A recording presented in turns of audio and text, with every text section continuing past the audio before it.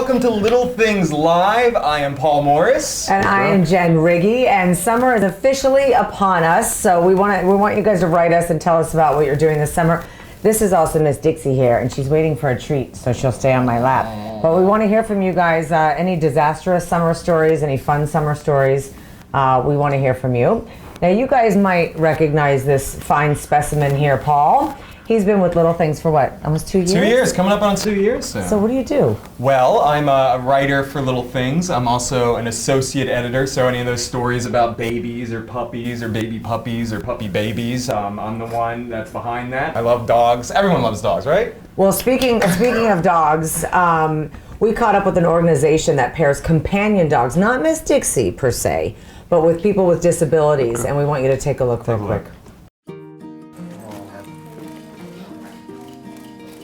Tucker Winfrey has waited 2 years for this moment. He finally gets to meet his service dog, Farah. My first encounter with a canine companion facility dog couldn't have come at a better time. Good girl.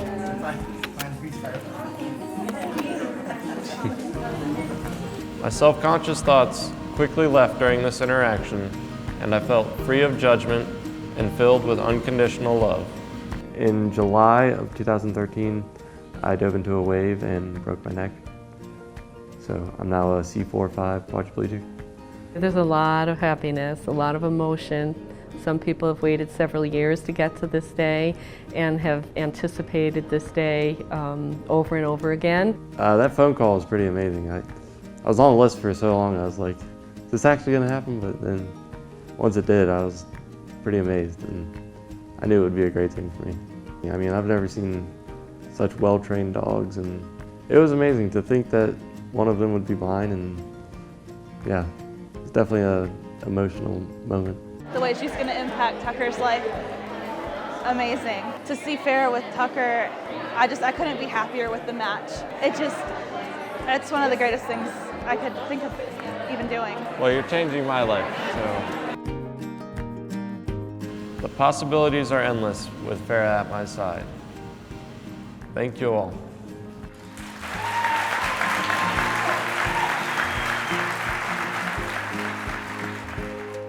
Good girl, that's it, good girl.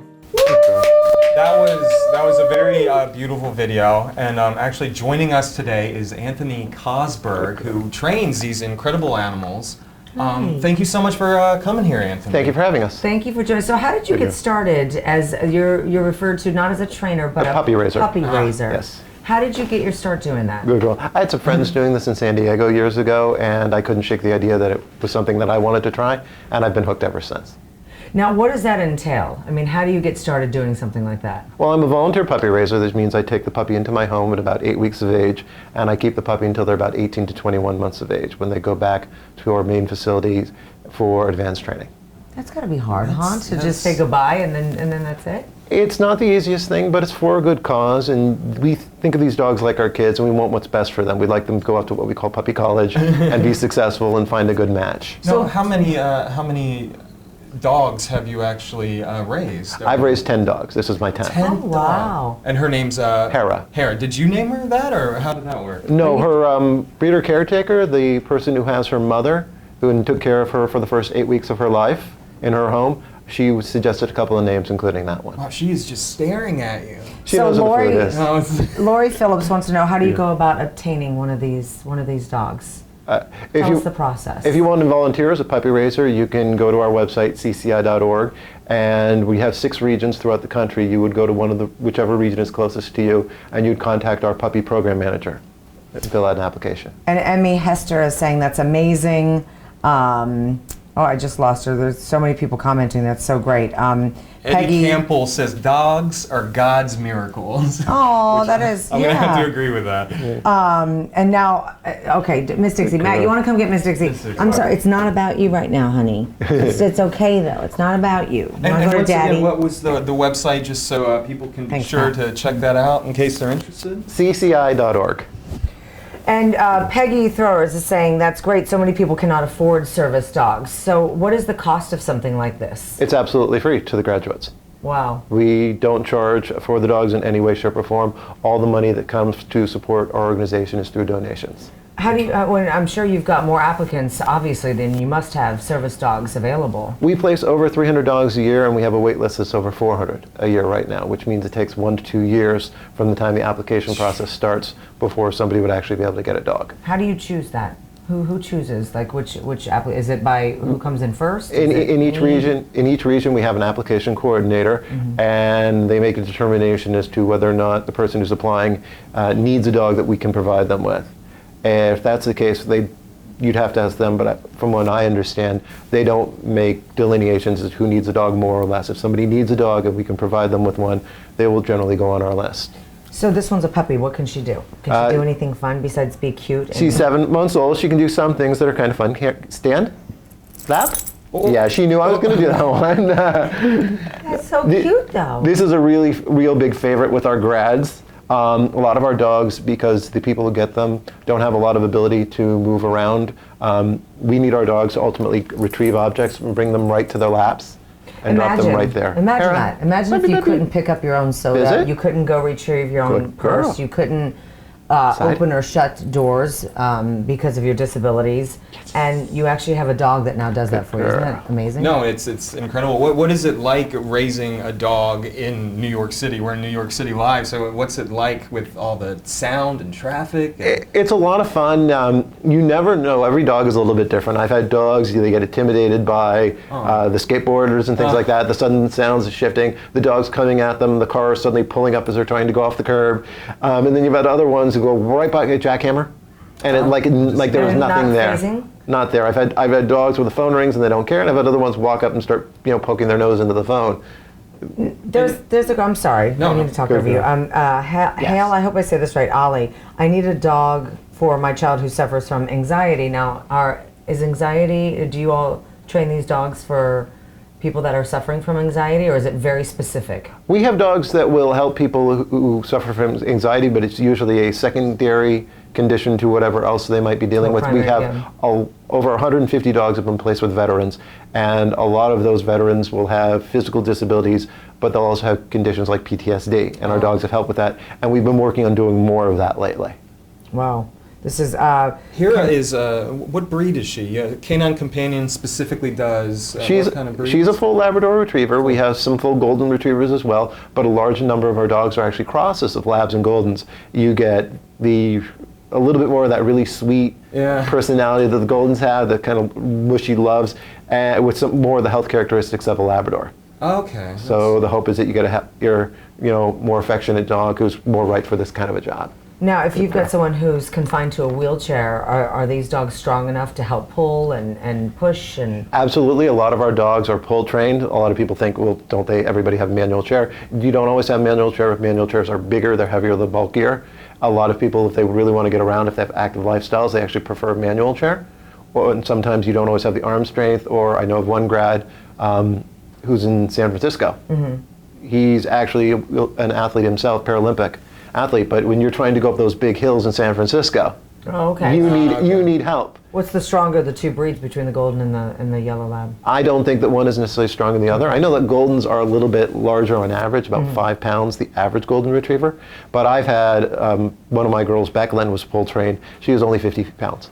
She was just a very strong, very small dog. What else can she do? You do this thing where she turns around and she faces forward and all of that. A lot of what we do as puppy raisers basically just try to teach them things that are positional. Okay. We get them to be in various places that we need them to be, go under tables, go to their crate, those kind of things. So a lot of it's just that. But there are some fun commands she starts to learn now. Hera, sit. Okay, speak. Oh. Yeah, that's a good girl. Shake. Shake. Yes. Now the She's a shaking lefty. is cute for us to watch, but the shaking is actually the basic command that leads her to, let's say, turning on and off a light. It is. correct? She'll have 2 commands that the advanced trainers will give her in order for her to learn how to turn off a light switch. One will be an up command where you put 2 paws on something. That could be a wall, that could be a chair, that could be a table. And then she will use the shake to actually flip the switch. Oh. Now, what is speaking for? You have her speaking. In what scenario does that work? Well, the most obvious reason is that some people need to are in distress, and they need to alert to what's going on. Some grads have a limited vocal ability in terms of being able to get attention. So I've heard of situations where somebody's kind of stuck in a crowd and they cannot get through. And so it can be a little bit distracting, of course, to the people who aren't expecting it, but you might need to have the dog bark for that circumstance. I've seen circumstances, I've heard of circumstances where somebody, dropped their keys and couldn't retrieve them. Even the dog wasn't able to retrieve them, fall down a grate or something like that, and there's nobody around at night, and you need to try to get some attention, you need to kind of get some help, and the dog starts barking for something like that. So how often, when you're walking Hera down the street, how often do people just come up and just start petting her or yelling her name or trying to play with her? All those things combined, every trip out. Every single one of those things happens every time I go, usually more than once. Okay? It's not great. On the one hand, if it's being done in a minor way, if somebody's kind of walking by making some noises, it's an opportunity for me to train her, and get her to not fall for the distraction. If I'm walking across the street and somebody is trying to give a stray pet as she's walking by, she's going to be distracted by that. And I'm not going to realize what's going on, and suddenly she's not going to be where she needs to be. I can end up colliding into something. She's going to start learning when that happens that I need to avoid these things rather than to focus on me. We want our dogs to just be happy and not concerned about what's going on around them. They're not guide dogs, they're service dogs. Yeah. They're going to just hang out basically until they're asked to do something. Sonia Thorson says, so awesome of you doing what you do for free. God bless and much love. And Karen Kolesnik, I hope I got that. Dogs are amazing. Okay. Jackie Wallace, they're truly amazing. Thank you so much for being here and joining us today. Thank you. We appreciate it. All right, keep your comments coming. We're going to take a quick break, and when we come back, you're going to meet one of the fully trained dogs and the owner. So now we got the puppy, and then you get to see the real thing. The big dogs. Now, once again, guys, we love hearing from all of you out there, all of you in Facebook land. So please keep tuned in, keep on our Facebook page. We're going to be back. Share, like, comment, subscribe. Thank you so much. So we've seen what a puppy in training is like.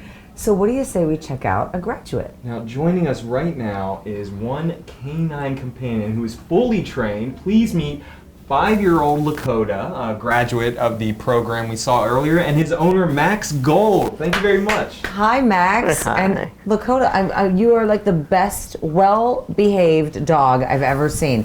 Now, so the puppy had a yellow vest on, Max. Yes. Tell me what the difference is with the yellow and Lakota having the blue. Well,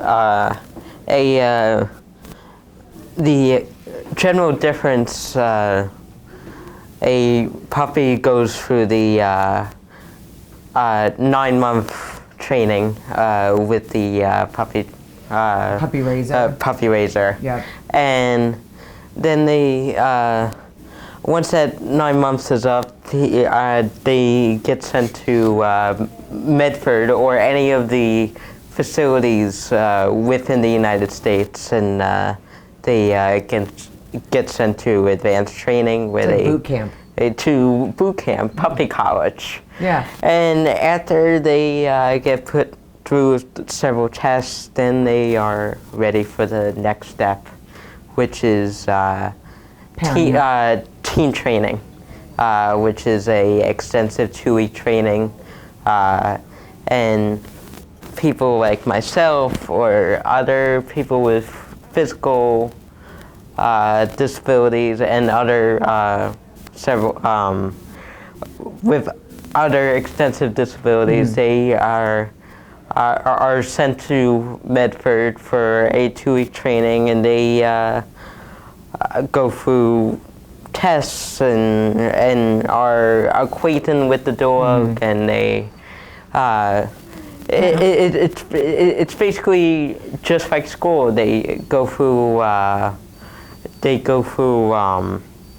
field trips and tests and homework, and we have a well-known vet that comes to talk to us about the general health of the dog, and So it kind of puts us on track to bringing Paired up.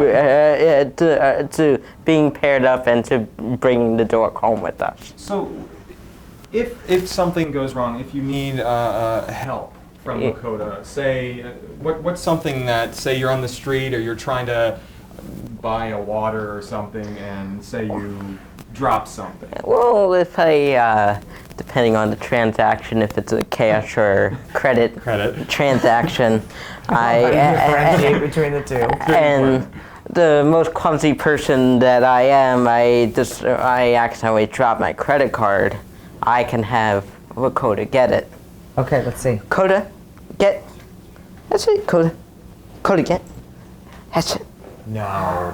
You got it. Oh my You got it. goodness. Yeah, that's right. Pass it over That's here, it. Lakota. That's it. Good boy. Oh my You goodness. got it. Look how happy he is.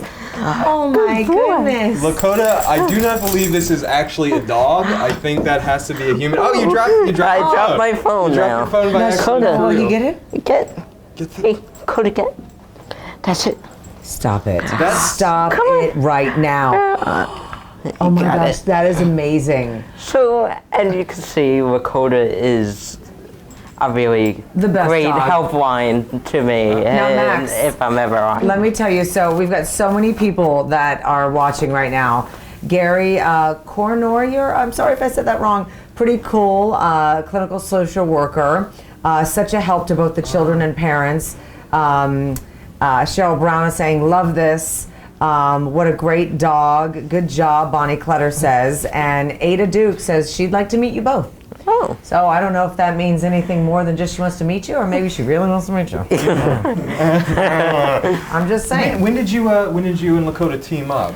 That was back in February 2013. I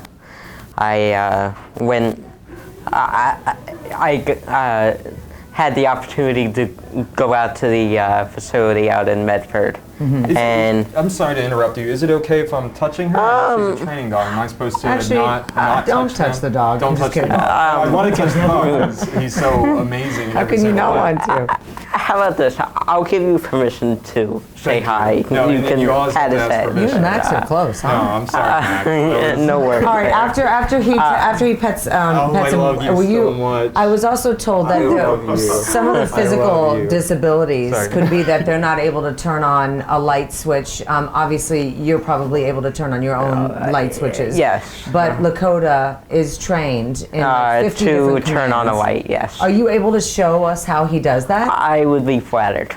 All right, Coda? great. Thank you. All right, Lakota. Coda, switch. Oh. Ooh, Coda, switch. That is so Holy cow! Oh my goodness. I mean, that really shows how great the people at Canine Companions for Independence really are. The fact that they're doing this without charging. They do it strictly, he said, no government Yeah. grants. It's all through corporations, either Fundraising, yeah. personal donations. So these people are probably the best. They've been around since 1975, training these amazing animals to help anyone, you know? It's really, sorry, I actually We kind wanna- of got choked up. Oh no, I think it's great. It is emotional. Now, I want to tell you what some people are saying. Brandy Howard is saying, awesome. Loretta Hethcox is saying, good boy. Nancy Gordon, so precious. Danielle Garcia, Lakota, you're such an amazing companion. I wish them both nothing but the best. It must be nice to hear all the love that you get and support and praise from everybody. It was endless support, and especially when Lakota and I just finished going through college together. Yeah.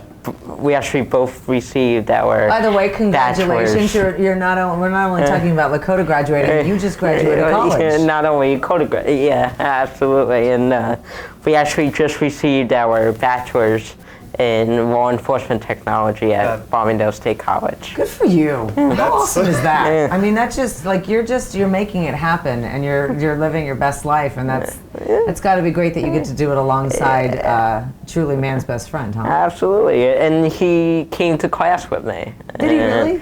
And all the professors didn't mind, and they, in fact, pretty much by law, they weren't able to say anything, but every single professor was completely welcoming and they. He's got full clearance. Though, Yeah, to full go pretty clearance. much anywhere, He's right? allowed to go on planes, go on buses. You cheat on any tests. Unfortunately not. That's In the fact, dog. that was one of the endless jokes that I heard from. No worries. That I heard from professors. Lynn Body says congratulations on your degree, and Vivian Lowe, wow, you are awesome. How wonderful. God bless you. Jeannie Jackson says, and we're going to see another trick very quickly. This is great that you guys are all writing in. Thank you so much for doing that. So wait, normally we have kind of a, if you need something to open, they can open it, they pull it, it opens. Yeah, usually don't a leash would have to be tied on to something. Let's see. All right, there we go. Oh, there we go. Coda, push. That's Coda, push. This is so cute. That's Look. it. Oh, Or open. All right, It's so can nice. you open it? Oh, And, now will she now shut she it? shuts it. Coda. Coda? As if she's Coda, actually he's push. going to listen to me. He's like, Dad, I think you want it opened. That is still pretty amazing, though. Look, he's trying to help you. Okay, Coda, push. isn't that great? That's it. Go, yeah. Boy. Nice job. Francine Flower says working dogs are so important to their companions. I mean, this is an amazing program. And Max, you getting, sorry, I can't talk. You two getting your graduation together, that's probably one of the most beautiful things I've ever heard of. And I'm in love Very with Lakota. cool. That's very cool. Well, thank you so much. Great pair. Glenda Lloyd says, you both deserve great kudos. In the graduation photo, there's no doubt Lakota is smiling. That's a really sweet thing to say from Jean. That's very sweet. He's so I'm sorry, I keep saying shit. No, this is It's a common this is mistake. all- Everybody says, you say he, you say she, I say tomato, you say tomato. You're very funny, Max. So, all right, so you just graduated college. Now what are you going to do with your life? Well, I am on to that part of my life where I am job hunting. I actually just sent my resume to 2 people at JetBlue Airways. That could be anything. I could be getting a career anywhere between security or gate agent, which is the person that boards the planes, and or anything in terminal ops or. You had mentioned technology too. Are you in the technology aspect of security? Or Every position of technology has. Every position of security has technology. So whether you're sitting at a desk and working on computers, or just as simply as looking at monitors, also, if that doesn't work, I have a plan B, and I recently just had a meeting with one of my former bosses. I might be going back to Farmingdale to get a more official security position well, at you're the pretty official dorm. in our book, so thank you guys so much. Thank you so much for coming on and sharing your story and bringing Lakota. We really appreciate you being here with us today. Thank you. Thank you. Thank you. Okay.